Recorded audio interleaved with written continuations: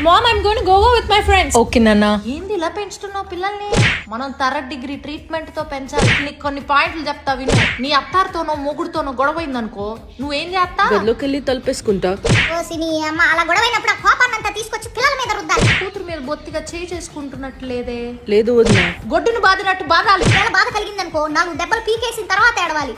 అయ్యో ఎంత తప్పు చేసే. ఇప్పుడే వాళ్ళకి అప్స్ డౌన్స్ అన్ని తెలిసొచ్చి ఎదుటి వాడిని ఎలా మన్నించాలి అని తెలుసుకుంటారు. ఒకవేళ కనుక వాళ్ళు ఏమైనా కాలేజీలో కానీ స్కూల్లో కానీ టూర్లన్నా ఎక్స్కర్షన్లన్నా లాస్ట్ మినిట్ వరకు పంపుతానని చెప్పండి. కానీ లాస్ట్ మినిట్ లో మీరు టూర్ క్యాన్సిల్ చేసి అలా ఆశలు బిల్డప్ అయ్యి ఒక్కసారి కుప్పకూలిపోతుంది కదండి.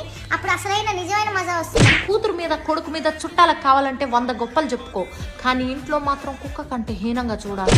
అప్పుడే వాళ్ళు ఎంత ఎదిగినా ఒదిగి ఉండాలని తెలుసుకుంటారు. మీ అమ్మాయికి సపరేట్ గది ఉందా? ఉండదునా. ప్రైవసీ అన్న పదం నీకు తెలవకూడదు, దానికి తెలవకూడదు. 24 గంటలు నీ కళ్ళు సీసీ కెమెరాల మాదిరిగా దాని మీద పడుతూ ఉండాలి. దాని ఫోన్